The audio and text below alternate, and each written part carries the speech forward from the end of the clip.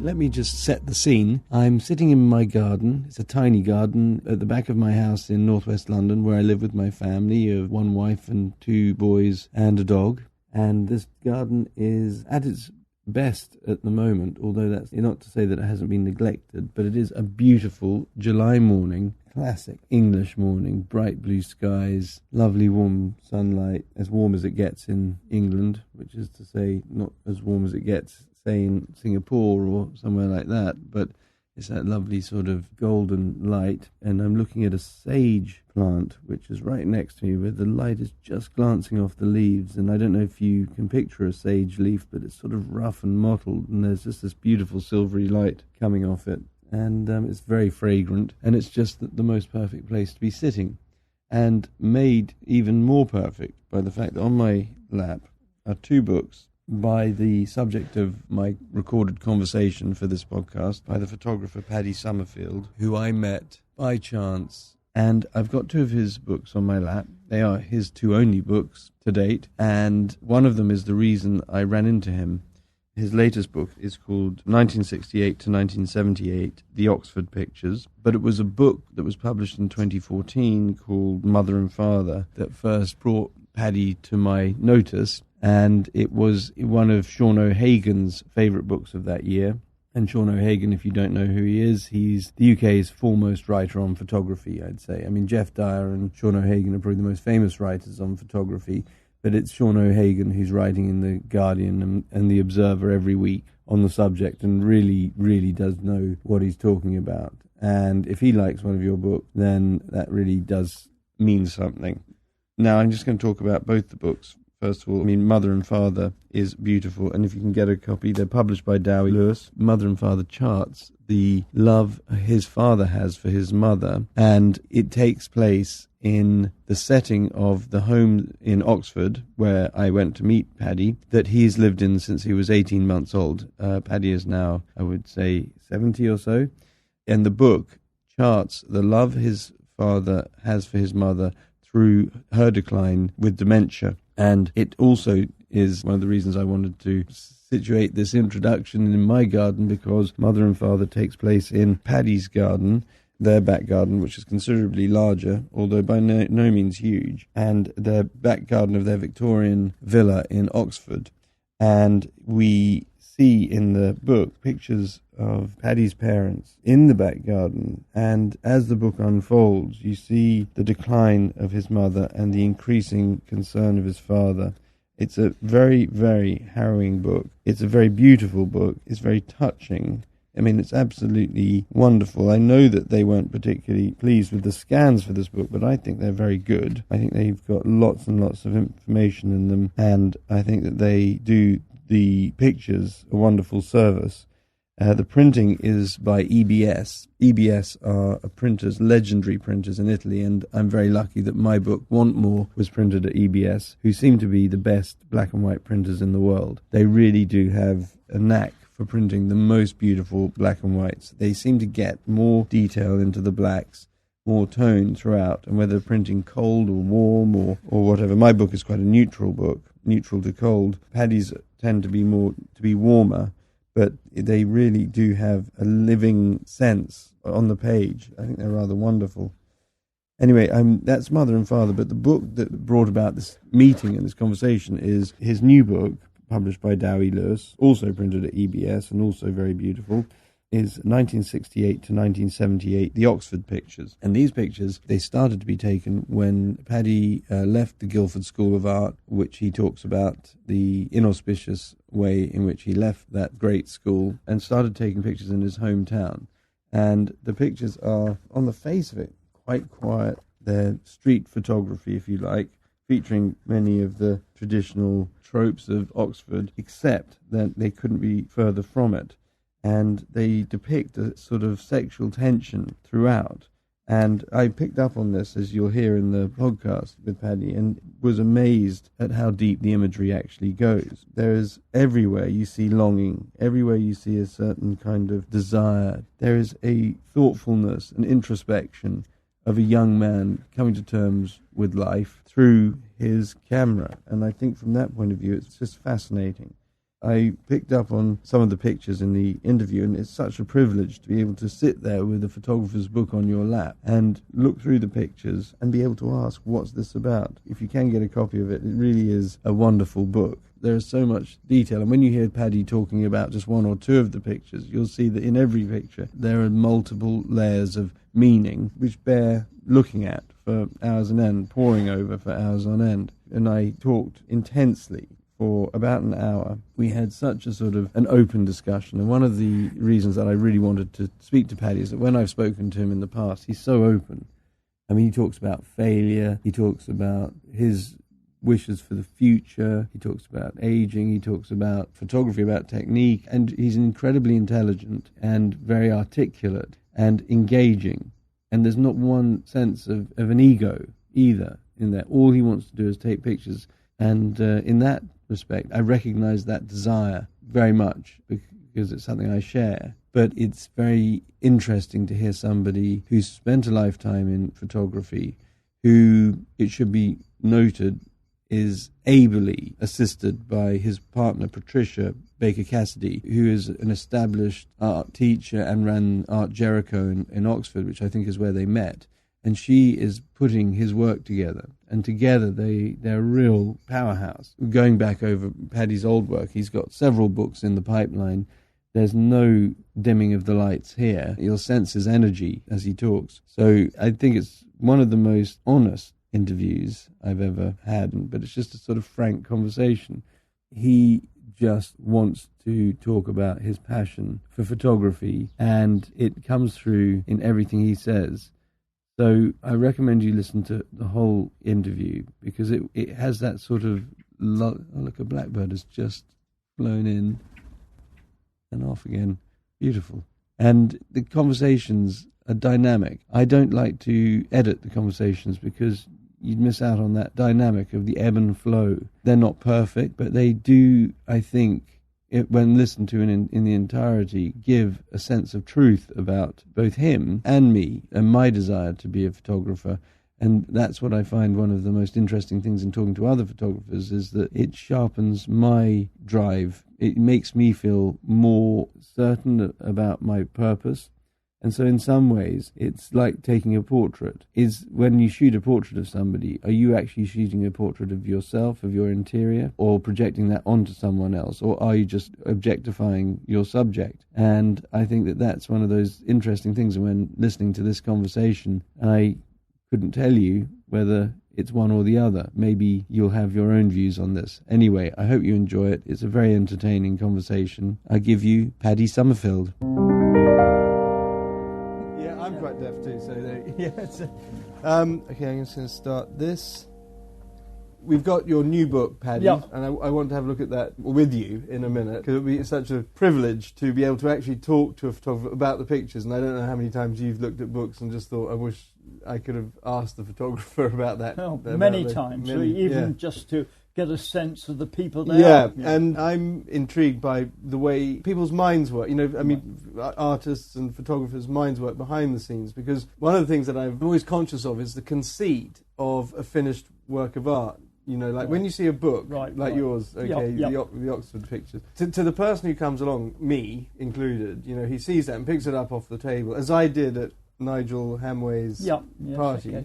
And I suddenly looked at it and I thought, this is an extraordinary book to see lying here. And to me it was, you know, it's like a gem. It's just perfectly formed. It's like a cut gem. You don't know how it got there. You don't know how long it took to get there. All you know is that book is perfectly bound, printed, and the pictures that are in it just look like they happen to have fallen out of the sky onto the pages. But that's not the way, is it?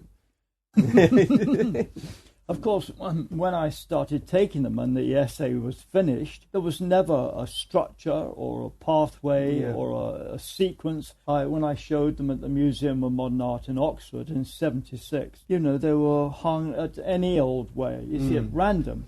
So it had to be chiselled for the book. And of course, Patricia created... Who's your partner? Patricia, you see, who created that narrative.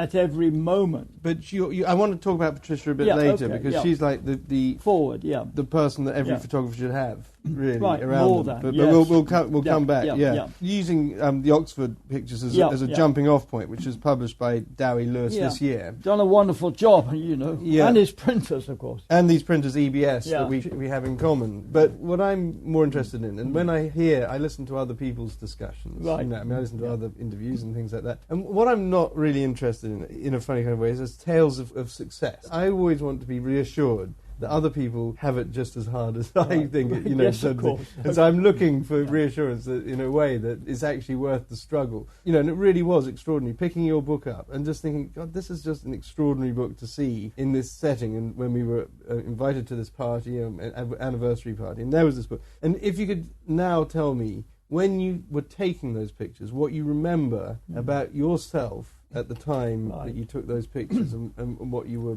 thinking about.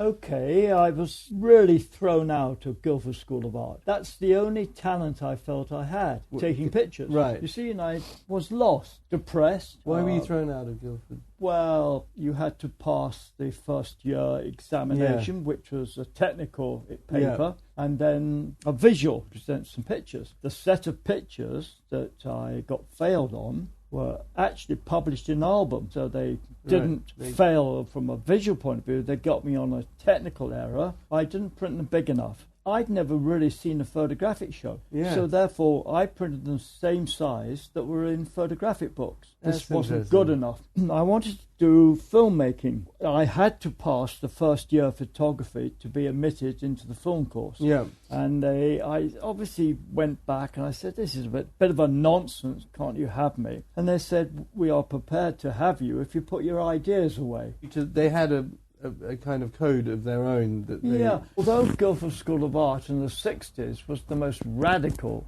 of art schools, the place to be, really, but people that taught there came from advertising. They saw the 35mm as the lazy camera. Right. You see, it wasn't a real camera. You either had to do a 5-4 in the studio or 2 1/4. So they were all about advertising or commercial. It was sort of... But you see, it didn't have the quality, or they just despised it. It didn't fit their idea of what photography was about. And so I got rid of in the film course. What year would this have been? 67. Right. I expect I took some of the Oxford pictures in 67, but I've got the dates from 68, which I think I really started from the beginning. Came back home, didn't know what to do, but I loved taking pictures. Yeah. So I would wander into town with camera, and I quickly saw that it was falling into a kind of subject, the students. I was their age, kind of made friends with some, mixed around. And so it was sort of an easy subject for you to engage with. The access was easy. It was 2 miles down the road, and it was just a mile radius, really, all these pictures. We're sitting here in your book room, and I've got your book on my lap, which is just beautifully printed. There's quite a modern aesthetic, I suppose, to the images. Funny enough, I think there's a sort of brutality to them. It's not in the way you treat your subject, but they're quite uncompromisingly composed and printed. There's no black detail, or there's very little black detail. They are tonal, but they are very contrasty. Right. And they're not kind, in a way. They tell a story like it is. They're not prettifying anything or beautifying. They're not sentimental. They're not at all sentimental. No. I'm looking at page 23, which was a picture which struck me before, and it's a picture. I'll describe it. It's a picture of a couple with the husband almost in the husband. It's a man almost in the fetal position, lying with his head bowed down in his arms towards us, and a woman who's sort of draped herself across him, almost Greek or tragic. In that, it looks like they're both dead. It could be Romeo and Juliet for that matter. Right.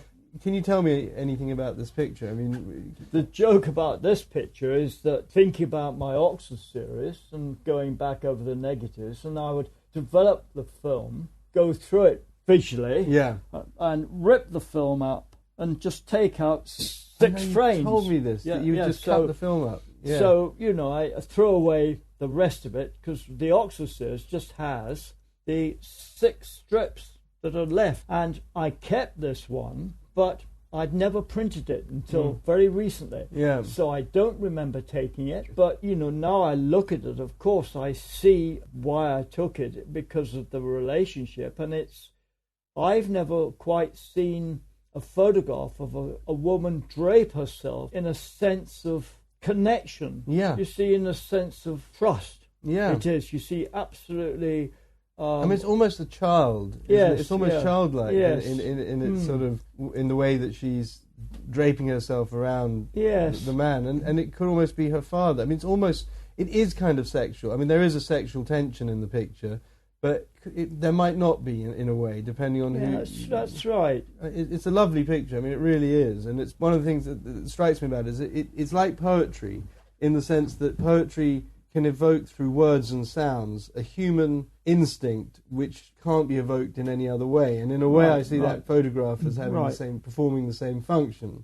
I think anything that works in the way of art has got to be rhythm and echoes and order and things. So it's no different from the sound of words in a poem. And the relationship. You see, the whole world is connected. Yeah. And why the decisive moment is so satisfying, because that's what you're recording. The kind of relationships and echoes to everything, like a Cartier-Bresson. Everything is ordered and structured. And that is the height of expression. And that is the ultimate, it's the kind of the truth, because I think maybe it is all connected. And so is that a metaphysic sort of argument? See, I have quite a metaphysically that things are connected through vibrations, through wavelengths. The more we know about physics, the more we understand about the atomic world, about scale of things and all of that. That maybe there is a beat. A decisive moment is like a beat. Maybe. I don't think I'm a magical or in that way, or one thought I have, universal thought, is we may not ever die. We are love, you see, which continues as an energy. You see, and that's what I really mean. Yeah. That is the truth of the world. Yeah. That is why that although you visually, it's not always apparent when you look, the world itself doesn't often make a good moment or a good photograph. It's chaotic. But actually, if you look through a telescope at the heavens, it is probably no different from looking under the microscope. And they are the same things. Because we are organic, we relate to the organic world, not the man-made structure, not straight edge. We are of the organic world. Yes, that's right. What I think the brain recognizes itself. That is the interest. That's why I think people love football. Of course, there is the team. You want a winner. But it is the elegance and the dance and the triangles. The triangles are found in the heavens and in underneath the microscope, because the brain is responding to itself. Yes, and it's seeing patterns. That probably doesn't make much sense. Well, it makes a lot of sense to me. I'm obsessed with the idea that when we look at something on the outside, like a picture in the book, the picture doesn't occur on the outside. It actually occurs in our mind, doesn't it? It doesn't really exist on the outside. No, that's right. It only exists in our mind. Yeah. So when we say this is a great picture, what we really mean is that picture resonates with something inside me, and it doesn't have any meaning outside of that. No, so I absolutely agree with you, and see, I've never thought of the terms of the triangle, the shapes and things like that, where things connect, because we always talk about triangulation. Yeah. If you've got 3 points which converge, you can tell where you are in time and space in 3 dimensions. Yeah. And so if you've got 2 points, you don't know where you are. If you've got 1 point, you don't know where you are. But if you've got 3, you know about that new telescope, which is 3 satellites. They're many millions of miles apart. And in each of these satellites, there are floating gold cubes. Because there are 3 of them, they're there to detect gravitational waves. And so if there's 3 of them, they can tell that if they ripple, if a gravitational wave ripples through and ripples these gold cubes, that's another way of seeing. There's nothing more outlandish than... We've got a lot to learn. A short way down the journey, mankind is. And that's what I mistrust about religions and things like that, is because they tell you that it's like it is, something. But we're just at the beginning of this this consciousness of so. And so for me, photography, and particularly photographic essays, which have the dual purpose of sort of forming a story, a narrative, but also within there are individual images which can all, in fact, all of them can individually stand out as being something poetic and of their own, and sort of DNA of life. Yeah. And that's what drew me towards when I was just flicking through this book before I'd even met you. But you were taking pictures just because you didn't know what else to do at that time? Well, that was my love. That's how I was driven. Yeah. It was my passion. It was my life. It was me. The pictures are an extension of me, really. I talk about myself, really, which is an awful admission.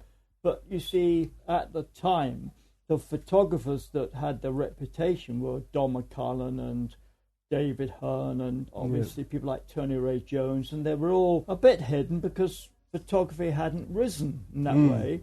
But I was doing something which is, I was dealing with a personal psychological state. The work of these other photographers were a social document. See, I wasn't interested in looking at a political world. See, I was interested in internal politics, and therefore had no outlet. It had no interest for picture editors, in just maybe Creative Camera, which Pete Turner would run, and Colin Osborne. You see, what led you to that sort of consciousness, if you like? Because a lot of photographers who would have been inspired at the time, and I think I was a little bit like this when I started, because I was like you, got really very into photography when I was very young. But I would have been inspired by, those people like Don McCullum and things like that. But and Cuddy. But where did your photographic consciousness come from? I wanted to make films. I was aware of European filmmakers like Antonioni.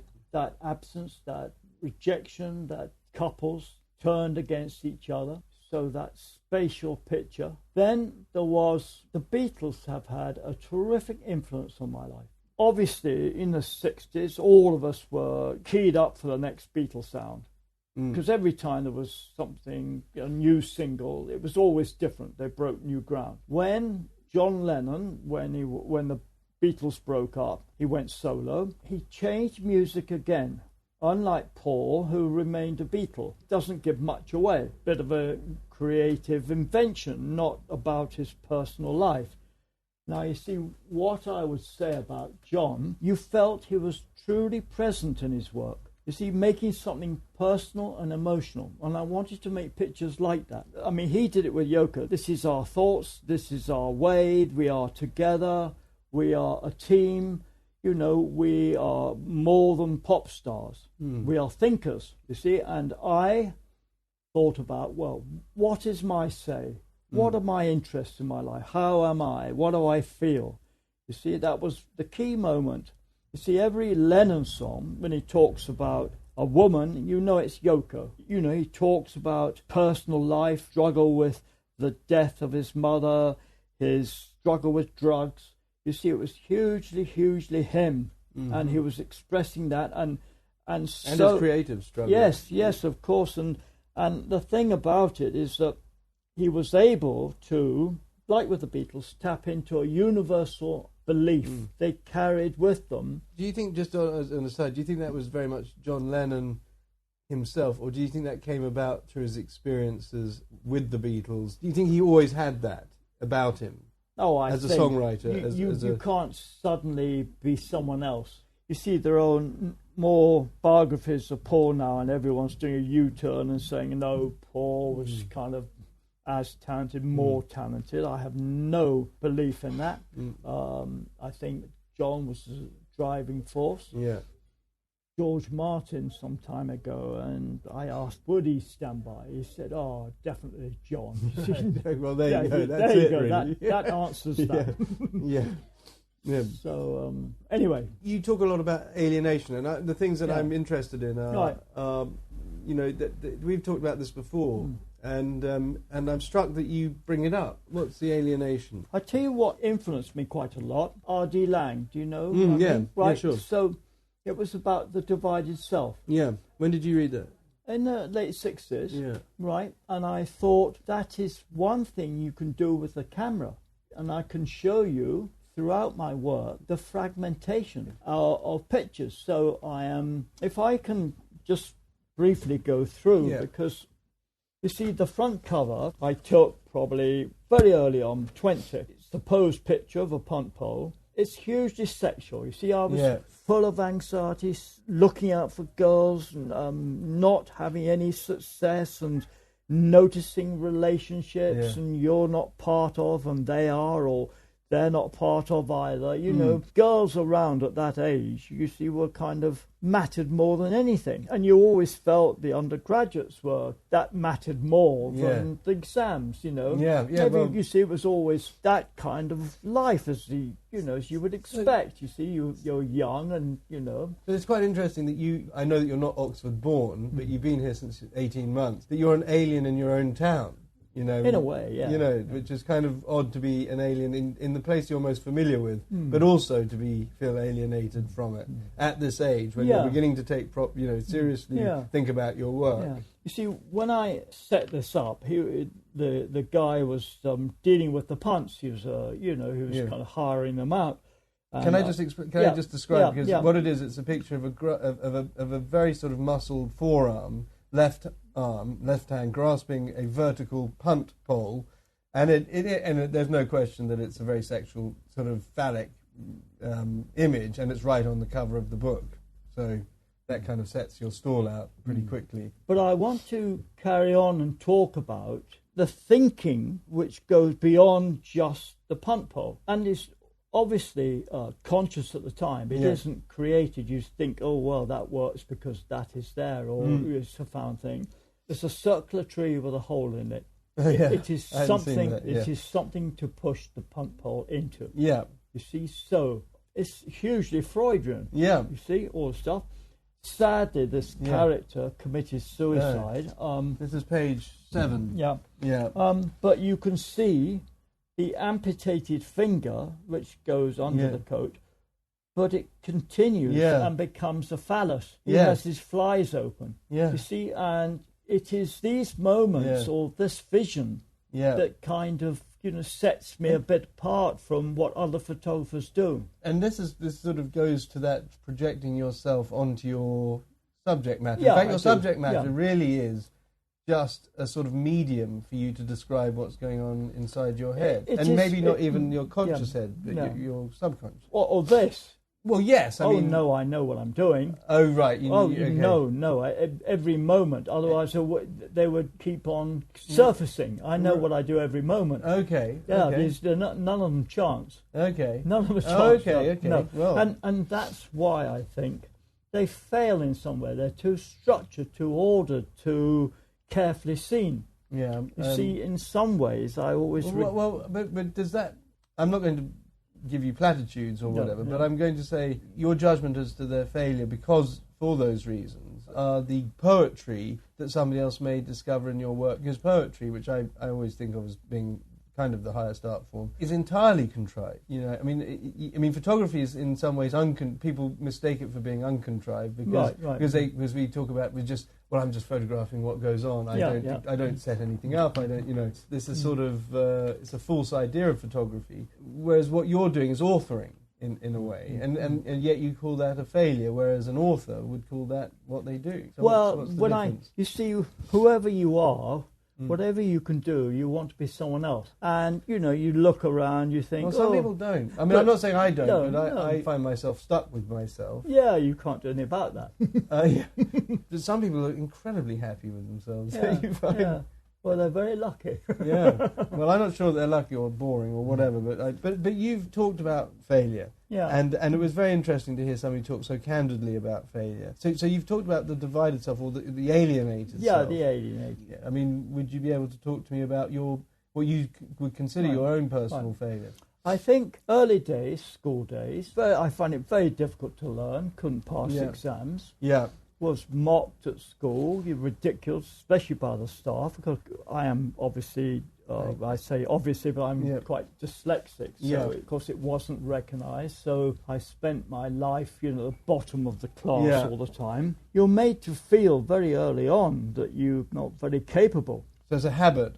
It's almost a mental habit. Yeah, I think so. Yeah. I mean, somebody once described slavery to me, and I believe it's true in those terms, is that slavery is one thing, to be physically manacled or physically enslaved, Yeah. but actually that the slavery that African people are still subject to is a mental slavery. Right, yeah. And I think Bob Marley actually, spoke a lot about that. Yeah, and I think people don't talk about it. And I think that failure is psychologically maybe the same in the sense that you live failure. To go back to the beginning, you see, I had a sister that died at 5, and my parents' loss of a child obviously has a terrific effect. You see, I was 8 months, but that's a crucial time. My mother was so depressed, you see, she couldn't relate to me, so you feel abandoned.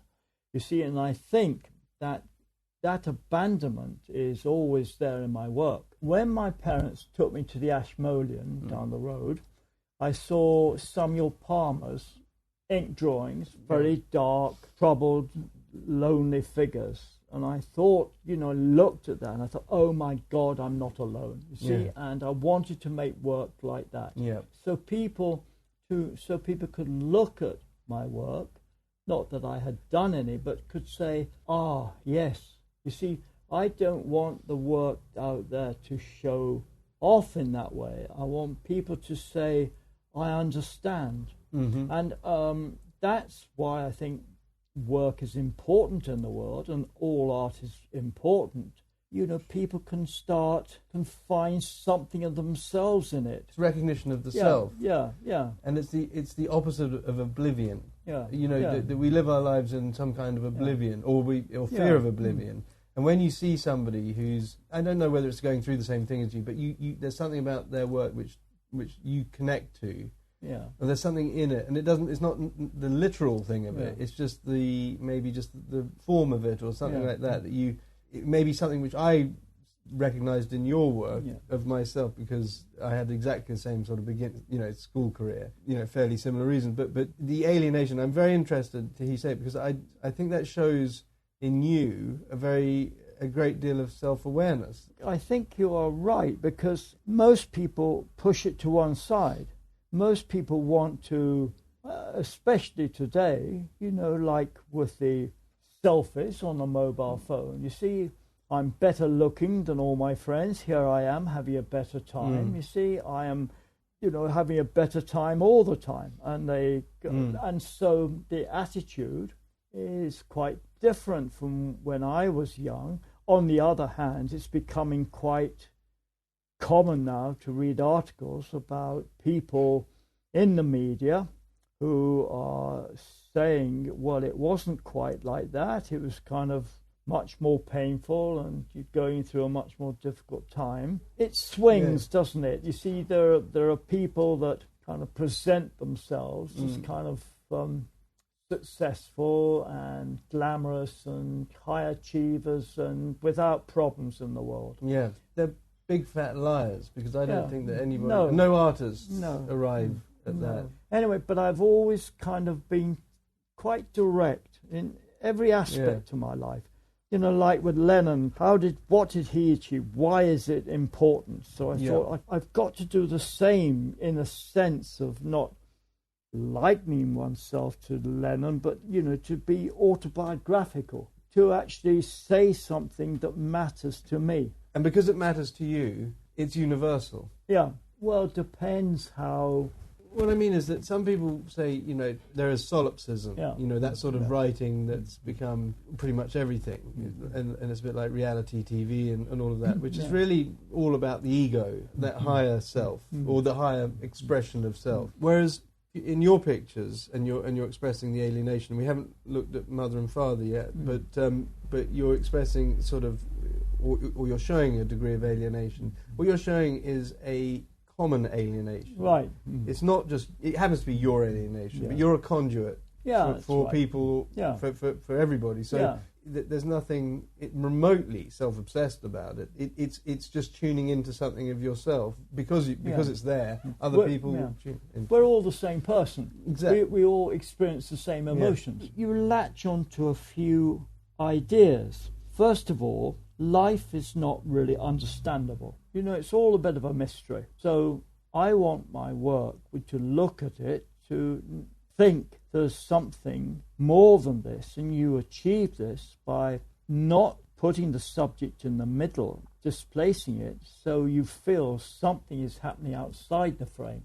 So you have a kind of dialogue which isn't really there, but they're just photographic tricks. Yeah. And so, you look at the Mona Lisa and you know that it's profound because smile, no smile, male, female. You see, that if you watch a soap on television, there is a conclusion, who done it or whatever, and then the brain gives up. I know the answer, it isn't interesting. But if something is not fully realized, the mind cannot work it out. It becomes troubled and returns to it. You see, and that's what I want to do in the picture, to make something not self-explanatory.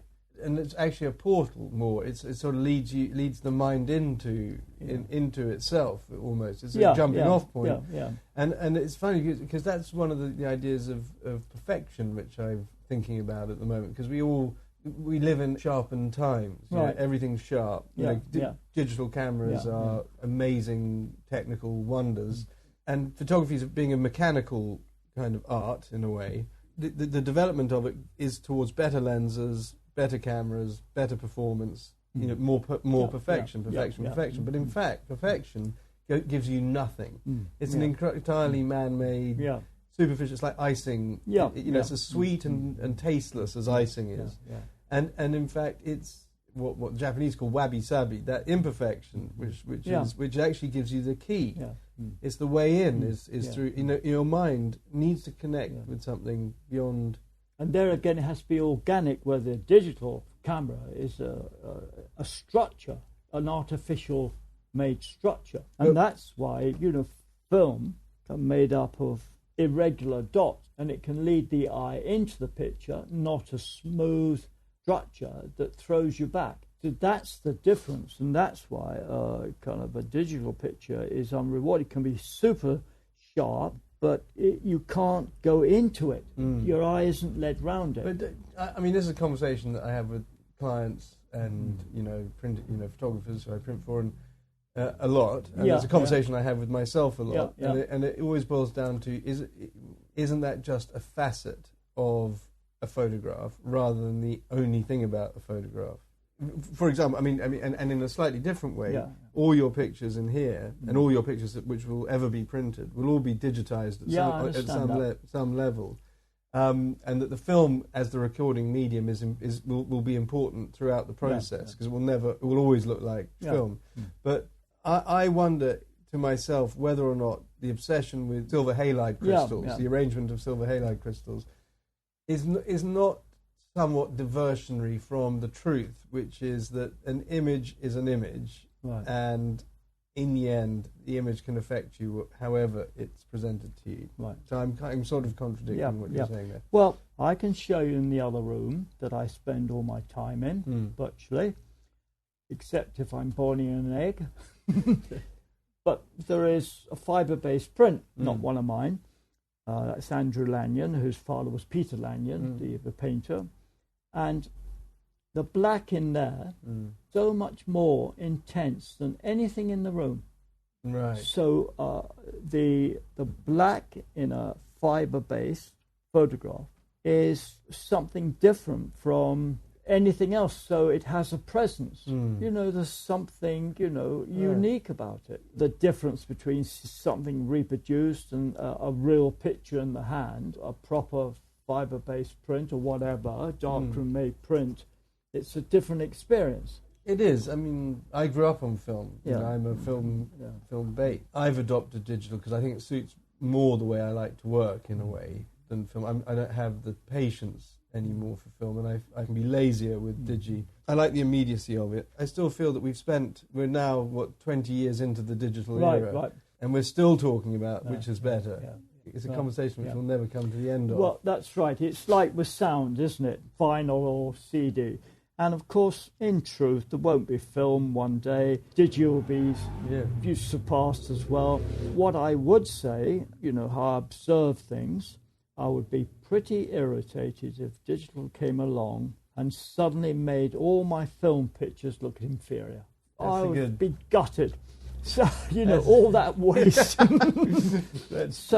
But when I look at film-based, print made in the darkroom, I see it as not inferior. I see it as actually, rather special. Yeah, I absolutely agree with you about that. I mean, there is nothing like holding a fibre-based print in your hands as something to enjoy, to live with. And Alex Webb, do you know how I know, he was talking about converting to digi because he only shot Kodachrome. And then when Kodachrome finished, he couldn't find another film he wanted to work with, so he went digital. And he said, on the one hand, progress is progress, and I don't want to be out of step with progress. There's no point. It's the 21st century. Yeah. On the other hand, I don't like the fact you can't touch a digital picture, and that really struck me as being true. That there's all this technology. It's like my phone is untouchable. Okay, I mean you can break it. But there's nothing. This phone will look the same. Whatever happens. It could have the most extraordinary work in there. You wouldn't know because it just looks the same as everything else, and it doesn't wear, it doesn't mark, it doesn't. There's nothing to it.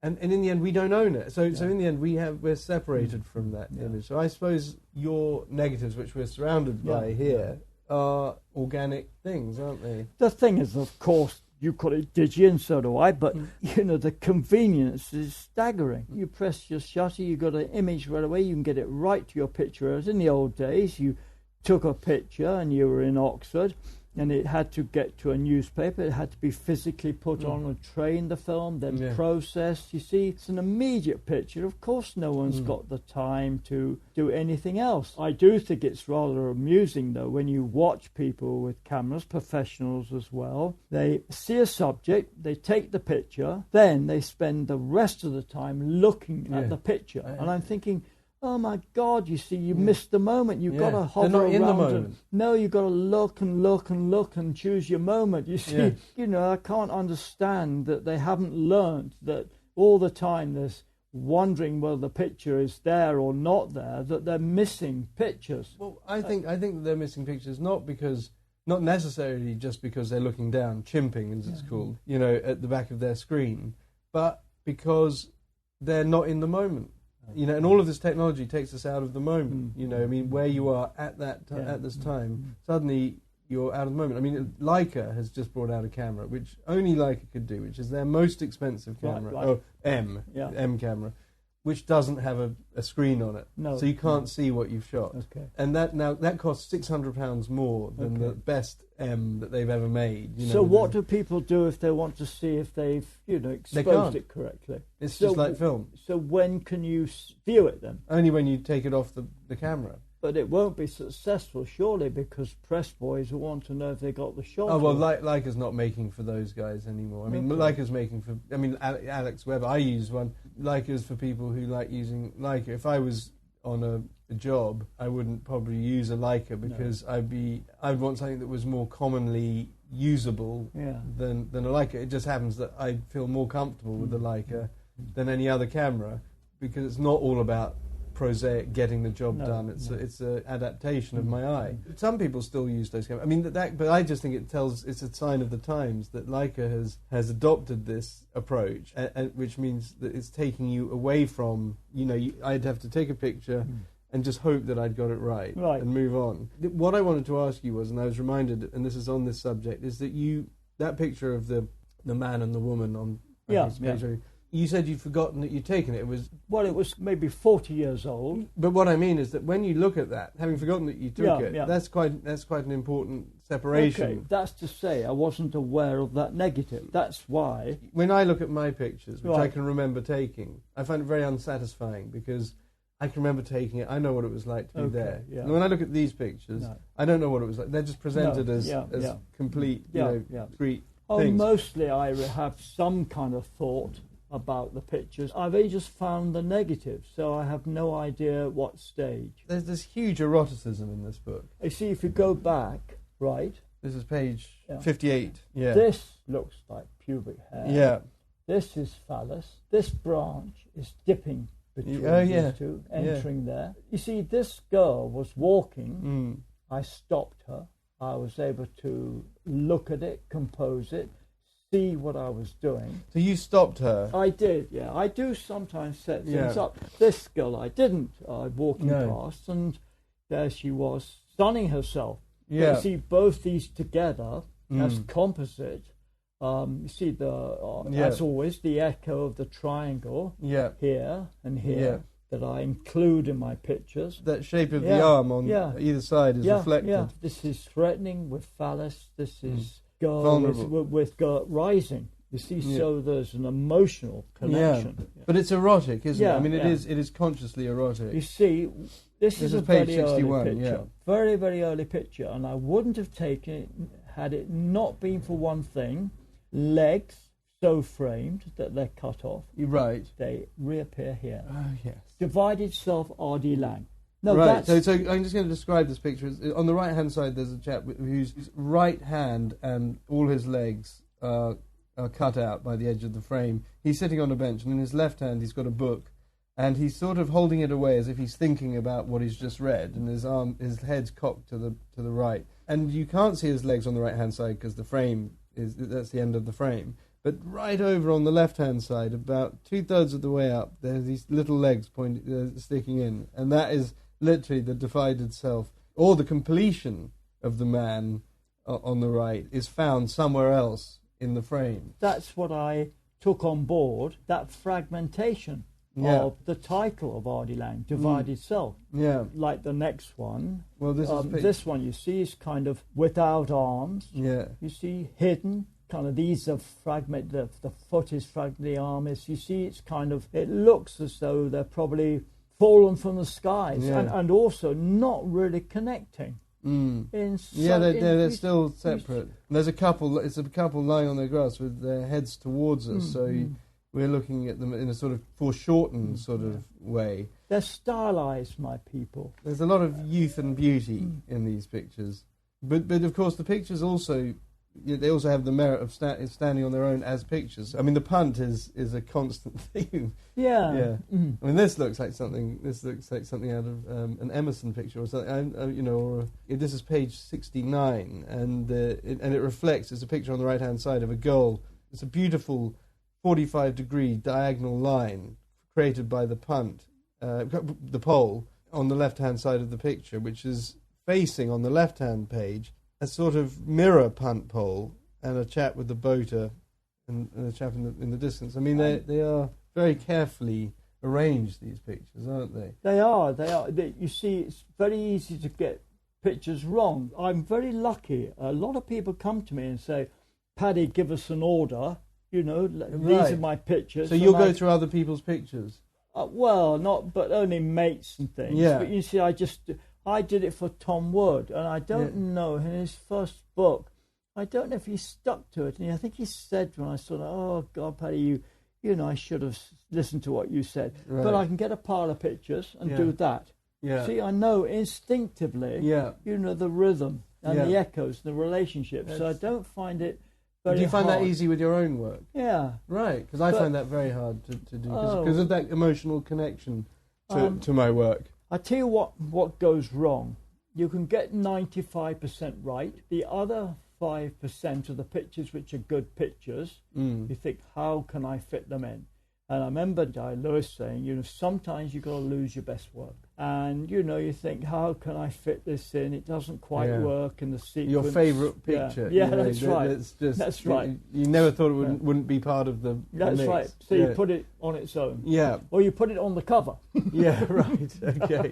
That's a good point. I've not thought of that. I was just thinking about Patricia, who is your partner, and who's very important in your process. She's your Yoko, if you like. And not that she's anybody. But I wouldn't say that. One thing about Patricia is that she wants to see my work realised. In my life, it hasn't been at the forefront. You see, I just taken, done pictures, and they've all piled up in negatives and gone from idea to idea, just done it. Patricia has come along. She used to run an art gallery in Oxford, Art Jericho, and sees the value of my work and says, look, Paddy, this needs to have a public.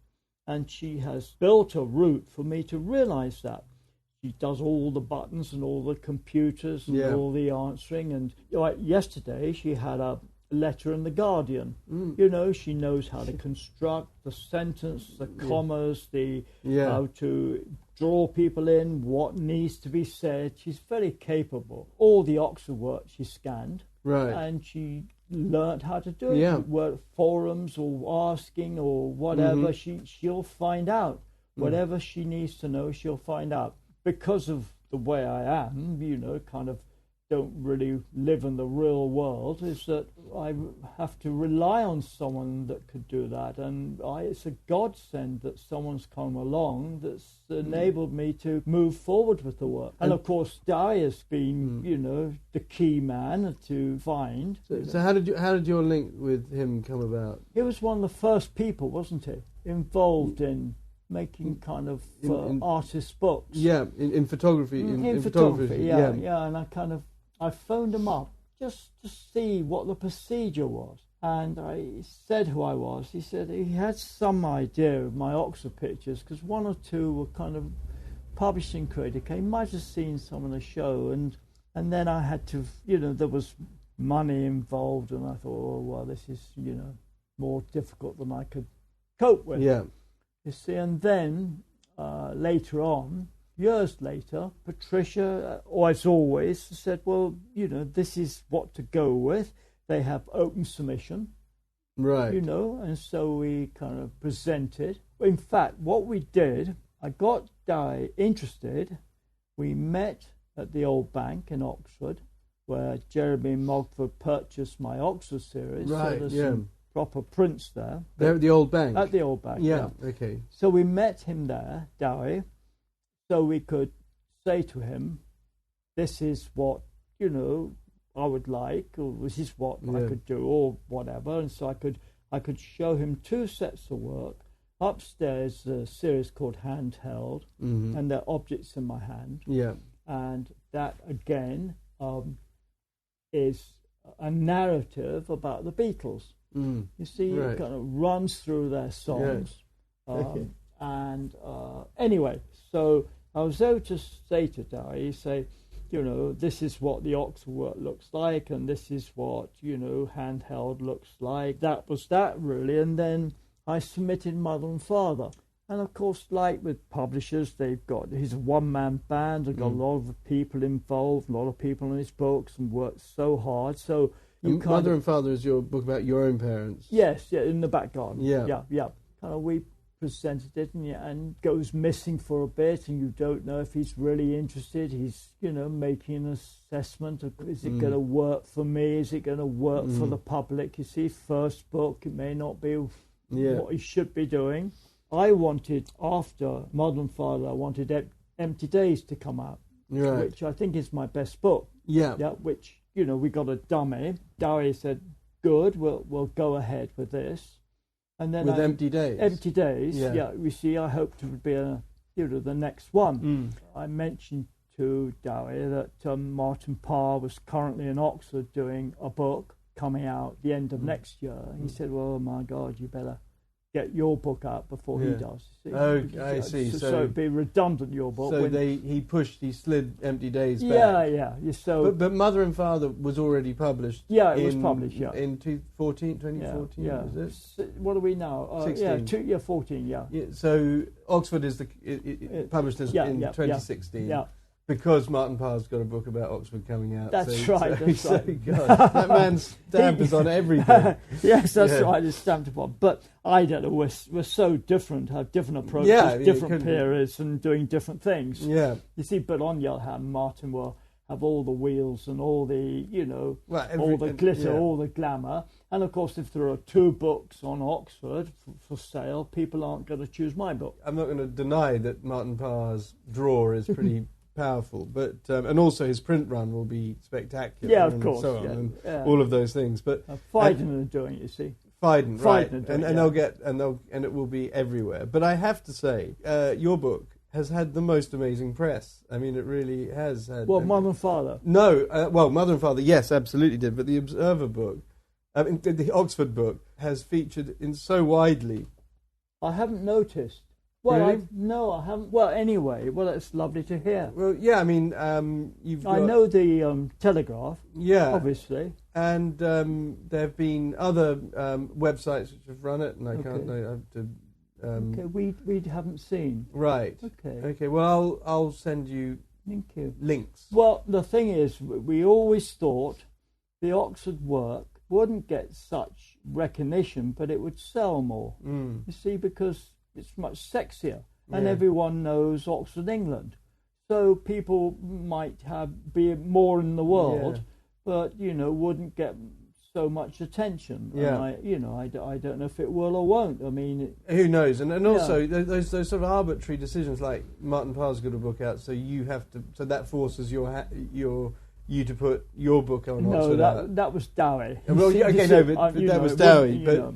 But those sort of arbitrary decisions, lifetime of work goes into making something, and then suddenly something so silly as that, right, just overrides absolutely everything. And your best book, Empty Days, is put back to the next schedule, and and so on. Despite having had one of the best reviewed books in 2014 with Mother and Father, your book about following your parents' love through the mists of dementia, and the fact that it was shot in their own garden by their son it's a haunting book. And Sean O'Hagan, who we were talking about earlier, named it as one of his books of the year, and that my personal fear is having Sean O'Hagan utter some sort of judgment on me. Well, I was very fortunate to get Sean to well respected, and and has terrific insights, and and that's lovely. Can you just tell me what it was like photographing your own parents in decline? Okay, I had a lady friend called Catherine who was in the bookshop down the road, Book House it was called, you see, and I'd always taken pictures of my parents.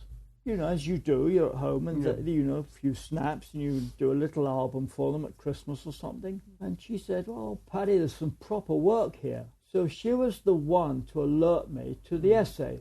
Right. And then I started, really looking and taking care. And it started unfolding. And I had a ready-made stage, 2 characters, that's all, passing in and out. It was taken over 10 years. And of course, it's in no order at all. It isn't chronological in that sense, but there are changes of seasons. And I'll tell you what happened at the end. Your parents are old, and my father said, when it comes to it, I'd love to die in the garden. And that lingered with me. I thought, oh my God, what if I found my father dead in the garden? That would be a shocking thing for it to happen. So every moment, with camera, I'd be shooting at the window, taking, trying to hold on to something that's slipping away. Are they there? What's happening? God, this. So it was an obsessive thing. I got heaps, and not very successful, but it was just doing it. Holding on. Just holding on. Yeah. So did that express the love you had for your parents, or the need you had for your parents? Or? Well, I hope it was their love. I'd grown up a bit. The Oxford pictures are about me, my angst, my hurt, my rejection, my sexual anxieties. Mother and Father is about their love. Their relationship, not me. It's not me. I'm observing their love. So it was a bit different. And it was difficult because my mother, was slipping away, and she was although she didn't wander or was aggressive, there was a whole lot of huge anxiety. She couldn't understand the world.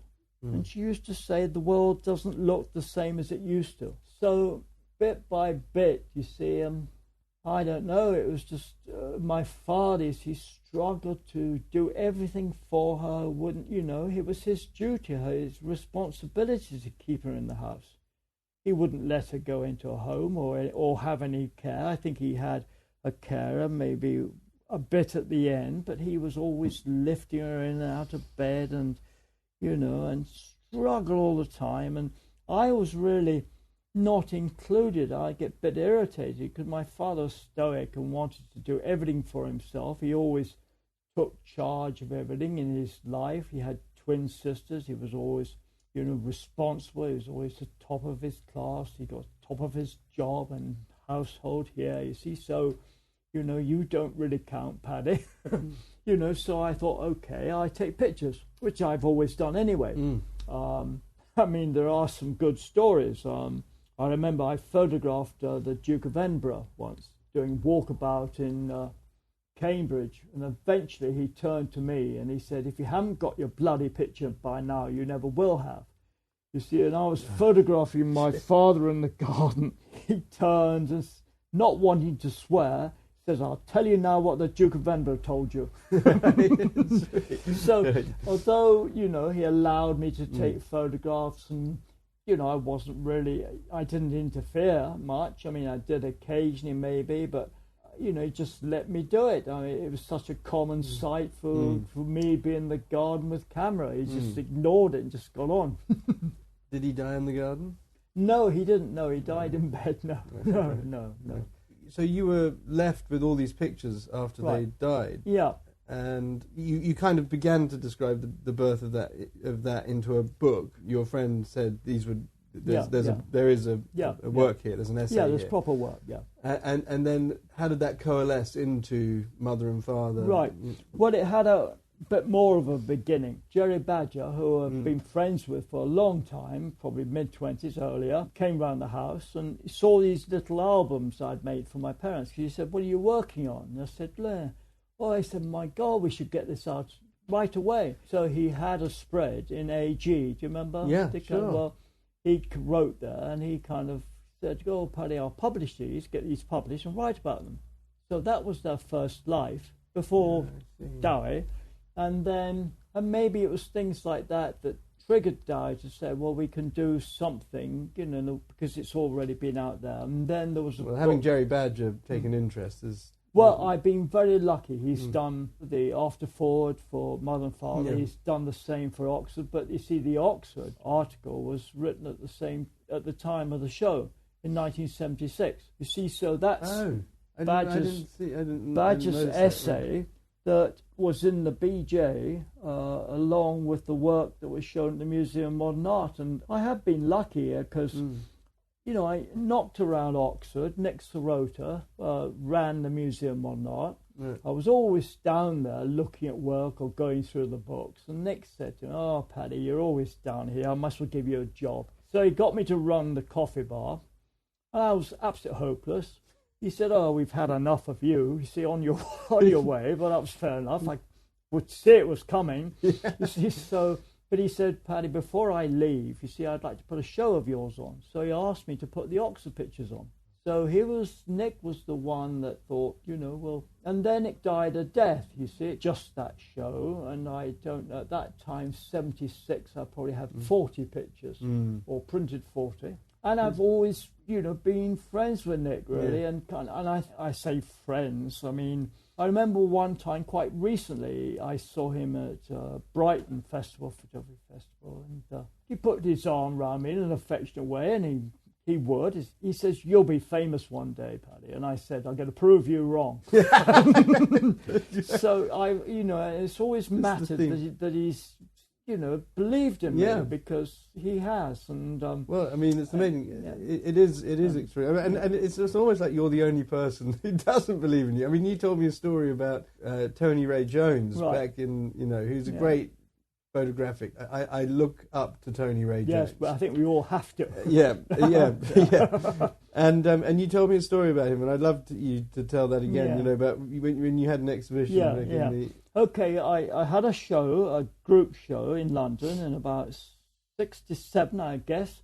There were no galleries showing photographic pictures anywhere. There were three of us, and we were all Guildford students, Guildford School of Art, and we had a show called Like It Is. The title came from someone I really admired, who was a writer, Catherine Mansfield. And she had personal novels, not novels, it was a journal, and it was called As It Was. And that's how it got turned around.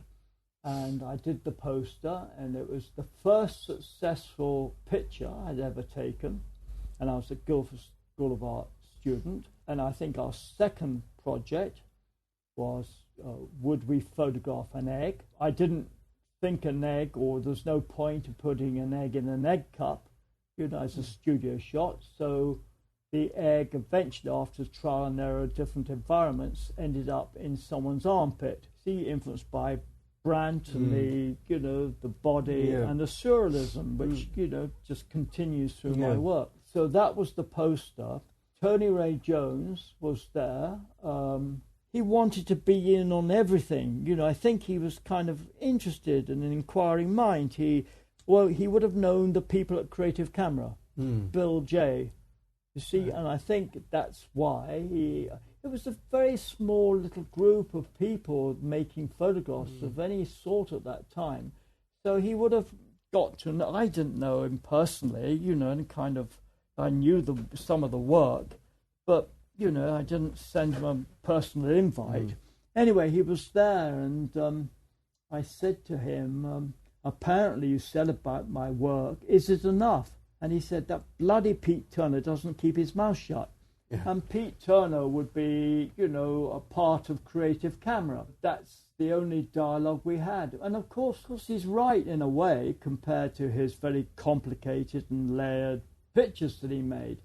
But also the way the Oxford book works, it's not individual pictures. It builds up into something other. Yeah. So do you think he was wrong? Compared to what he did, he's absolutely right. You see, Tony, when he makes a picture, there is humour, surrealism, there is ridicule, not like Parr's ridicule, but amusement. Yeah. Look at people. Yeah. Aren't they funny, our race, you see? And full of activity, very complicated moment to find. See, I know, see what he was doing, and of course what I would do, like the cover, arm and a punt pole. You see, and he would think, oh, that's not really much. And it's true, it's not very much. And he wouldn't have seen many pictures looking like that at that time. So if I said, hang on, Tony, look what I've done, you might, oh, that's interesting, I hadn't noticed. I don't know what you have said. Personally, I was, shocked to hear, in a way, when you told me that the other day, shocked to hear Tony Ray Jones sort of being disparaging of your work, because I can't imagine him being disparaging. I didn't know that he was that kind of character or whatever. But then I was even more shocked to hear you kind of go along and agree with him. Say, well, he had a point. But you're slightly, I think you're slightly veering away from it, which makes me, which sort of tunes more with what I'm thinking myself. Is that from what you say now, I'm wondering whether or not you're and having looked at your work in some depth, just as we've been talking now. Right. You do see that there is a depth in your work. It's not a shrieking, it's not an obvious work. No. And a lot of Tony Ray Jones's work, it's all there for you to see. Right, I've got his picture, I've got reproductions of his on the wall. And I absolutely love them. Yeah. I love the spirit of them and everything. Yeah. I don't think they do have that sort of, that inner dialogue that you're trying to express in your pictures. No, they're not quite. I don't think he's wrestling with a demon in the way that you are. No, he's not. He's looking at the English, isn't he? He's looking at the... So he's looking at society as well. You see, Tony was lucky in a way. He was a bit older than us. He's kind of a bit older than me. He was so keen to succeed. He went into Creative Camera with his portfolio, the story goes, and Bill J was running it, and he just walked in and says, your magazine's shit. And Bill said, well, what can you do? And he laid out his pictures, and Bill was obviously sympathetic and says, well, these are rather remarkable. They went to, I think the story is right, usually I can, but they went to America together, right. And there he met, you see, the American books were in the late 60s weren't here. We might see a few pictures in a magazine, but there weren't the photographic books. So together they met Arbus and Winograd and Lee Freeland. They met the lot. So he took that knowledge to England, that vision to England, and used it. So in a way, it was he brought back a sort of a new book consciousness to England. This has just been such a pleasure, and I thank you so much. We have to shake hands on things, I think. Yeah, it's really good, really good. Go for a pint. Yeah. I hope you enjoyed that. I hope you got something out of that conversation. If you're keen on photography, it's inspiring to listen, I think, to older people. I think they've got more to say and less ego to say it with. I like talking to people who've really lived the life of a photographer, and I think that probably comes across. Please check out any of my websites. I'm now publishing the articles that I write for Black and White Photography magazine on my blog, which is blog.alexschneiderman.net, or go to flowphotographic.com for my printing business, or indeed go to the photographicapodcast.com website for a complete listing of all the podcasts and other information and transcripts and pictures and so forth as well. So until the next one, thank you so much for listening. I really appreciate it. Goodbye.